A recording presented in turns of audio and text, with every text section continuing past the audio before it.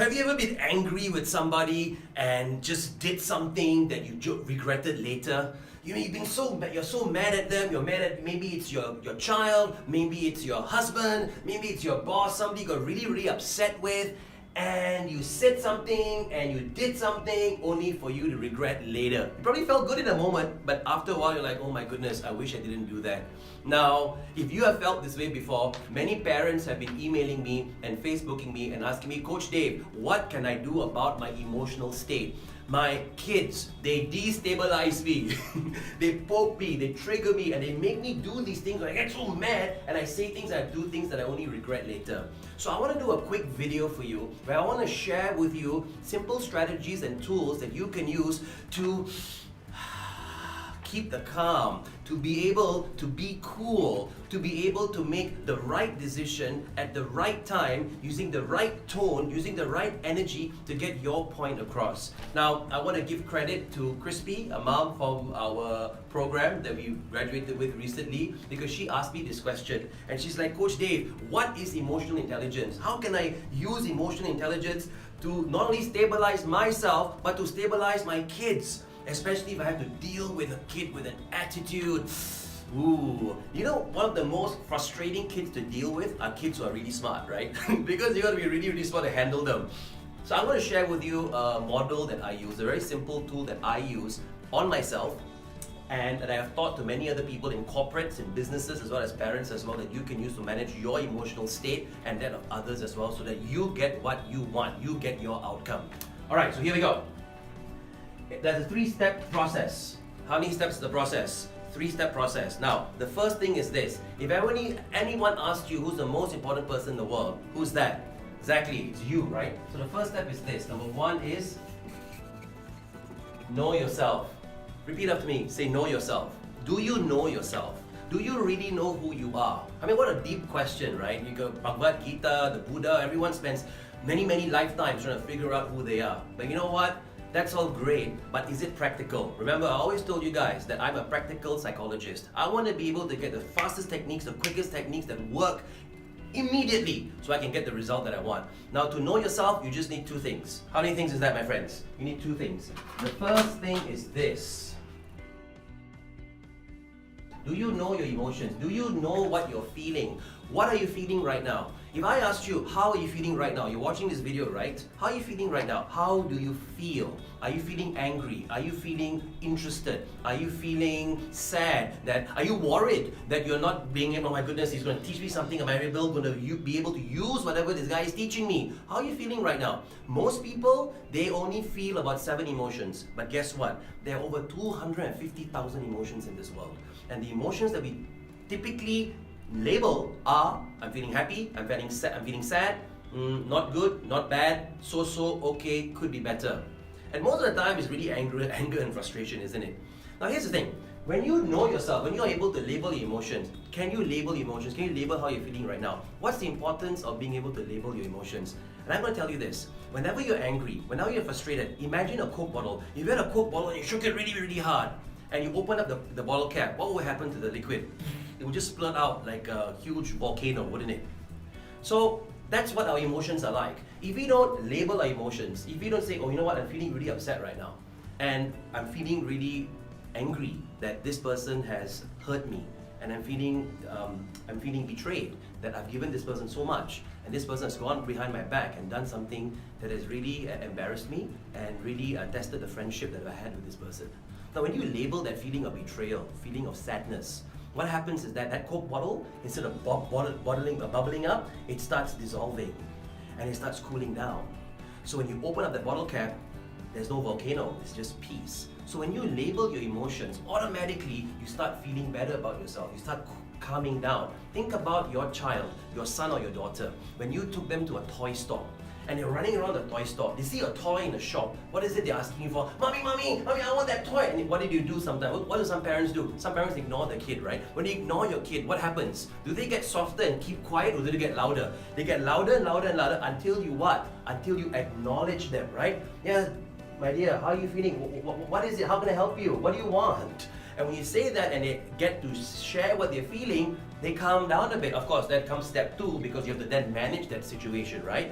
So the first part about knowing yourself is label your emotions. What are you feeling right now? And label it. I'm feeling angry. Acknowledge your emotions, because immediately when you do that, research and science has shown that we automatically start calming down because we're giving attention to what we're feeling right now. Feelings are like kids. They will always bubble up and they will always seek our attention, and we keep on moving away from it and seek more attention until we start putting our attention on it. So, are you able to label your emotions? The second one is this. With know yourself. Remember, there's only two. There's only two. Two things you got to do. Number one, know your emotions. Are you able to label your emotions? The second one is recognize patterns. What is recognize patterns? Recognize patterns are you able to recognize your behavioral pattern? If there was a video camera right now recording everything that you're doing, and at the end of the day, you were able to press play and watch what you did the entire day, from waking up in the morning and going through your whole day and going to bed at night, would you be happy with what you saw? Or would you be able to say, you know what, there's certain things I like what I did, and there's certain things that I wish I could change. That's the ability to stand out and recognize what you're doing. Many of us, we are walking with our blinkers on and we have our eyes focused outside. We can't see what we are doing, but we certainly can see what other people are doing, right?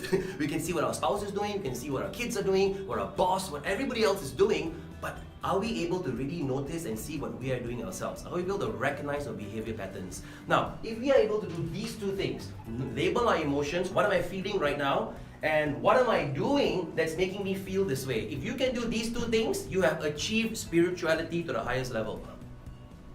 Simple, knowing yourself. What I do and what I feel about what I'm doing. Now, know yourself. Second thing is choose. Choose yourself. Remember, there are only 3 steps. First step is to know yourself. The second step is to choose yourself. What does choose yourself mean? Are you able to choose the better part of you? You know that in your life, in whatever you do, in whatever I do, there are always choices, true or false. There are always choices. Are you able to make the right choice? But the thing is this, what is the right choice? Some of us know what the right choice is. You know what? I bet you all of us know what the right choice is. But most of us don't know how to make the right choice, true or false. We go to the buffet table, we're on a dinner, right? We're on a diet, and we see the buffet, the brain says, don't eat that, you're on a diet, don't eat the dessert. What's the heart say? Today's the last day, I'll start my diet tomorrow, right? We all know this. So how are you able to choose yourself? How are you able to choose the right thing to do, especially when you know what the right thing is to do? Simple. First thing is this. Are you aware of the consequences of your actions? Whatever you do, there's a consequence to the action. True or false? The consequence could be something good, the consequence could be something bad. Let me give you an example. If you save money and you do not go and splurge and buy that new iPhone, go and instead of flying business class, you go and fly economy class. If you save money, what's the consequence of saving money? You have more money to spend on a rainy day, you have more money to use on an investment. That's a consequence of it. Yes, it's a consequence. Now, if you choose to buy that iPhone, if you choose to go and splurge on business class instead of economy class, if you choose to spend more than you need to, is there a consequence? Absolutely. There are always consequences in our lives. Now, what's the consequence of that? We won't have enough money for that rainy day. We will not have enough money for an investment. So a consequence happens whether we like it or not. Question is, are you aware of the consequences of your actions? When you do something, are you able to know, you know what? I'm going to look before I leap. Most people, they leap and they find out, oh my goodness, there's no floor, and they fall. A lot of people, they look and say, you know what, I think I can make that leap. You know what, I think I can't, I won't be able to make it. I know the consequence of my action. Are you able to do that? Second, how optimistic of a person are you? Are you a person that looks at life as the glass half full or half empty? Many people walk around the world and they think to themselves, you know what, this is not meant to be for me. This is not my karma. This is not my fate. Actually, if you look at it, many people, what do they say? Your karma is your karma, your fate is your fate. But you are the one who makes your own fate up through the actions that you do. True or false, my friends? So what kind of a person are you? How optimistic are you? Are you the person when something happens to you and says, you know what, I can do something about it and make my life better? Or am I stuck in a situation that I am right now and I'm just happy to be alive, I'm glad to be alive, or I'm going to sink even further deeper? Are you aware? Are you optimistic about what you do, or are you pessimistic about it? Are you the kind of person that looks at this at the end, there's a brightness of the future, or there's doom and gloom? Now, these are two. What are the concepts of knowing, of choosing, or whatever, to make the right choices? Do you know the consequence of your choice? Are you optimistic about the choice that you're going to make? And the third one is this.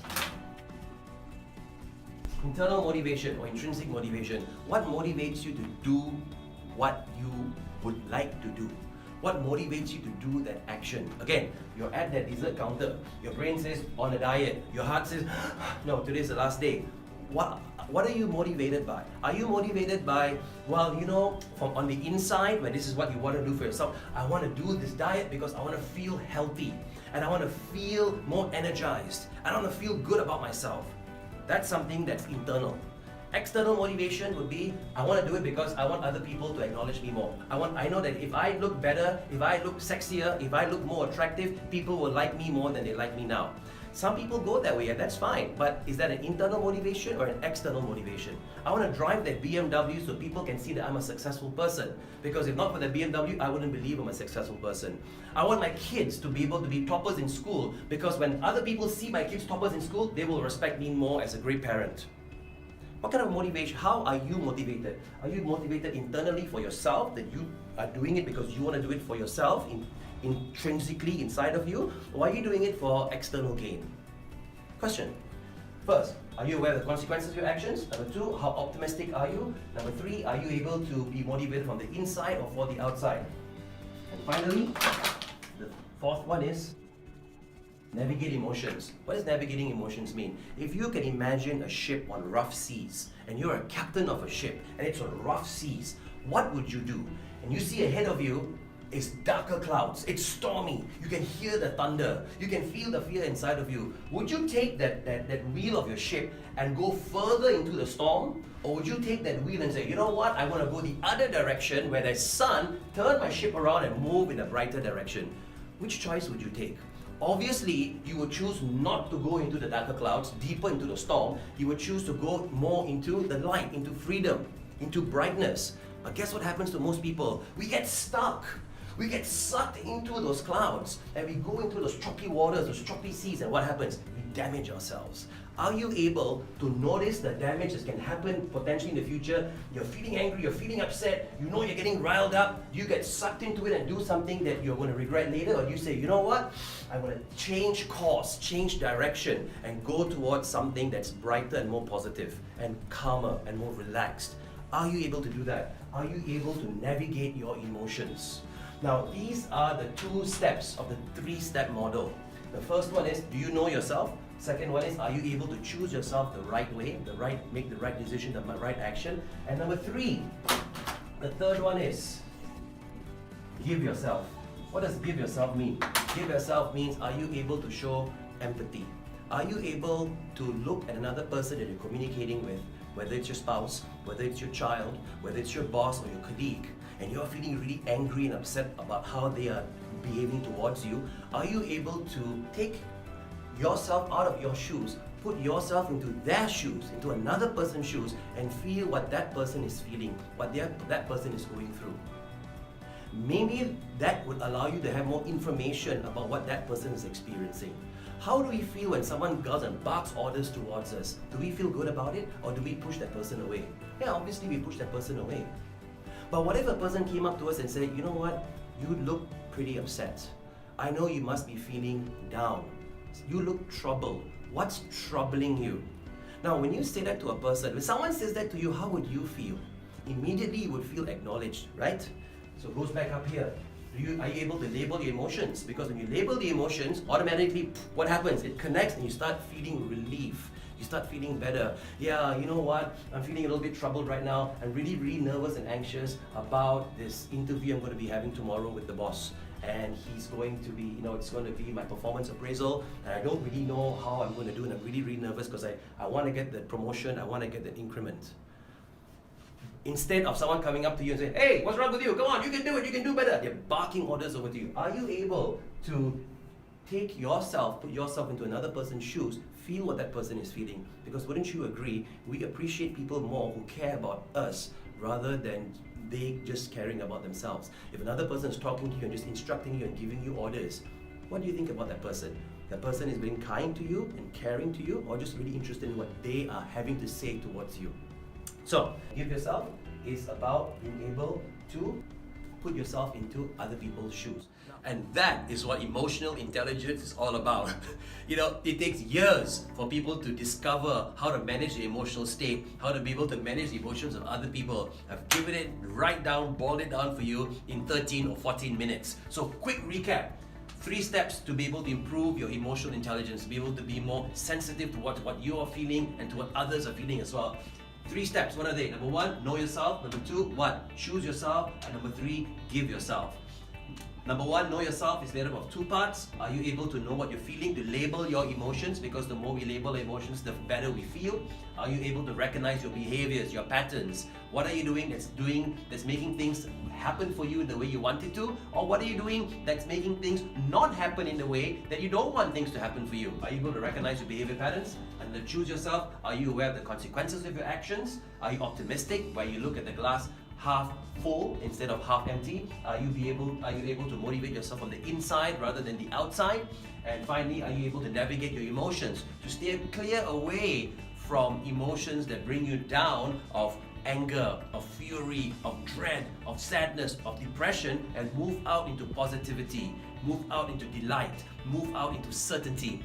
And finally, give yourself. Are you able to put yourself in other people's shoes to feel what they are going through, which is going to give you data, it's going to give you information about how to deal with them? I've got a little mission for you, and that's this. Let me know, as I'm responding on this page, on this video, how you feel about this model, this emotional intelligence model, and there are any parts of the model that you find interesting and you would like me to give you more information on. Let me know in the comment section below, and I'll see you soon.